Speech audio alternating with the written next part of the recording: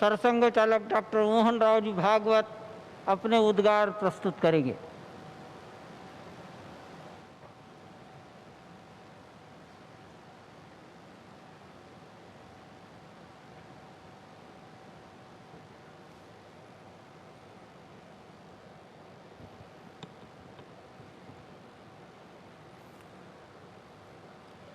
श्रद्धेय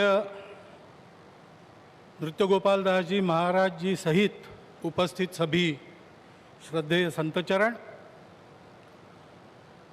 भारत के आदरणीय और जनप्रिय प्रधानमंत्री जी,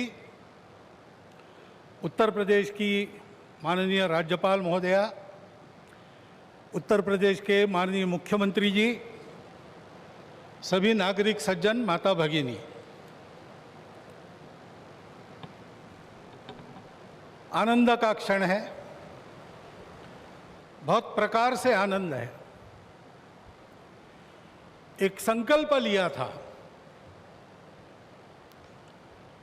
और मुझे स्मरण है कि तब के हमारे संघ के सरसंघ चालक बाला साहब देवरस जी ने ये बात हमको कदम आगे बढ़ाने के पहले याद दिलाई थी कि बहुत लग के 20-30 साल काम करना पड़ेगा, तब कभी ये काम होगा। और 20-30 साल हमने किया। 30वें साल के प्रारंभ में हमको संकल्प पूर्ति का आनंद मिल रहा है।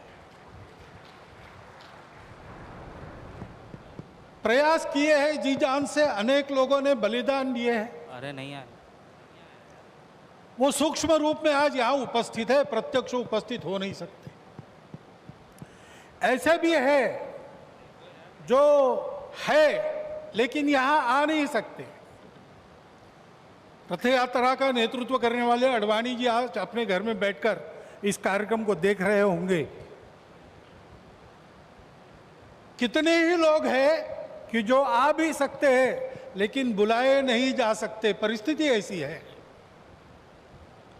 लेकिन वो भी अपनी अपनी जगह, पूरे देश में देख रहा हूं आनंद की लहर है। सदियों की आस पूरी होने की आनंद है।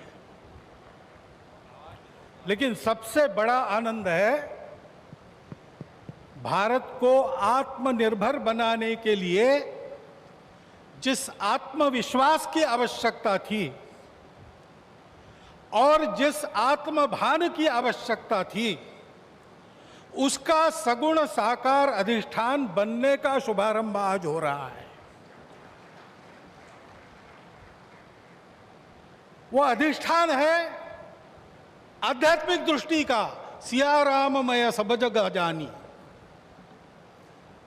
सारे जगत में अपने को और अपने में सारे जगत को देखने की भारत की दृष्टि, जिसके कारण उसके प्रत्येक व्यक्ति का व्यवहार आज भी विश्व में सबसे अधिक सज्जनता का व्यवहार होता है। और उस देश का सामूहिक व्यवहार सबके साथ वसुधैव कुटुंबकम का होता है। ऐसा स्वभाव और ऐसी अपने कर्तव्य का निर्वाह व्यावहारिक जगत की माया के दुविधा में से रास्ते निकालते हुए जितना हो सके सबको साथ लेकर आगे चलने का जो विधि एक बनती है, उसका अधिष्ठान आज यहां पर बन रहा है। परम वैभव संपन्न और सबका कल्याण करने वाला भारत, उसके निर्माण का शुभारंभ आज ऐसे निर्माण का व्यवस्थागत नेतृत्व जिनके हाथ से है, उनके हाथ से हो रहा है। ये और एक आनंद है।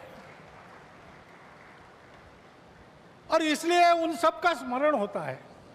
लगता है अशोक जी यहां रहते तो कितना अच्छा होता, महंत परमहंस रामचंद्र दास जी अगर आज हो सकते तो कितना।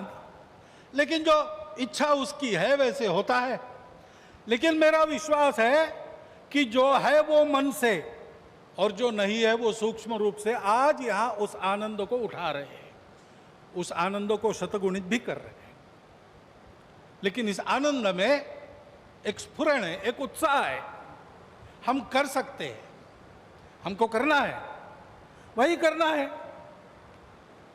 एतद्देश प्रसूतस्य सकाशादग्र जन्मनात् स्वम स्वम चरित्रम शिक्षेरन पृथिव्याम सर्वमानव।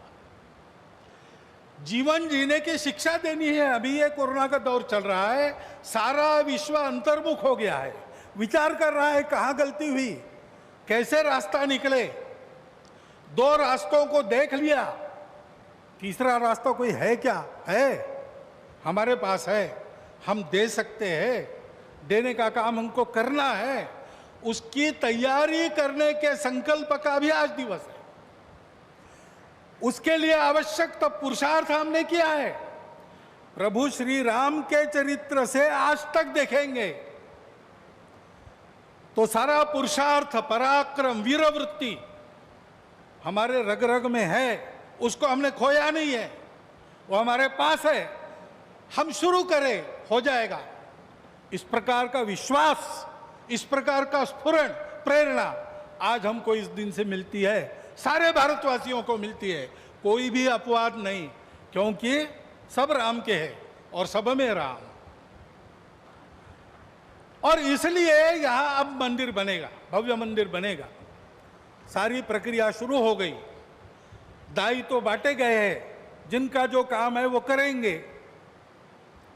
उस समय हम सब लोगों को क्या काम रहेगा? हम सब लोगों को अपने मन की अयोध्या को सजाना संवारना है। इस भव्य कार्य के लिए प्रभु श्री राम जिस धर्म के विग्रह माने जाते हैं, वह जोड़ने वाला, धारण करने वाला, ऊपर उठाने वाला, सबकी उन्नति करने वाला धर्म, सबको अपना मानने वाला धर्म, उसकी ध्वजा को अपने कंधे पर लेकर संपूर्ण विश्व को सुख शांति देने वाला भारत हम खड़ा कर सके, इसलिए हमको अपने मन की अयोध्या बनाना है। यहां पर जैसे जैसे मंदिर बनेगा वो अयोध्या भी बनती चली जानी चाहिए। और इस मंदिर के पूर्ण होने के पहले हमारा मन मंदिर बन के तैयार रहना चाहिए, इसकी आवश्यकता है। और वो मन मंदिर कैसा रहेगा बताया है। काम कोह मद मान न मोहा, लोभ न क्षोभ न राग न द्रोहा, जिनके कपट दंभ नहीं माया, तिनके हृदय बसहु रघुराया। जात पात धनु धर्म बड़ाई, प्रिय परिवार सदन सुखदाई, सब तजी तुम ही रहो उरलाई, तेही के हृदय रहो रघुराई। हमारा हृदय भी राम का बसेरा होना चाहिए। इसलिए सभी दोषों से, विकारों से, द्वेषों से, शत्रुता से मुक्त।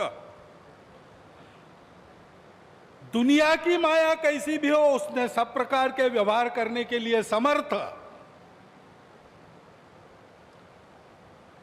और हृदय से सब प्रकार के भेदों को तिलांजलि देकर केवल अपने देशवासी ही क्या, संपूर्ण जगत को अपनाने की क्षमता रखने वाला इस देश का व्यक्ति और इस देश का समाज, ये गढ़ने का काम है।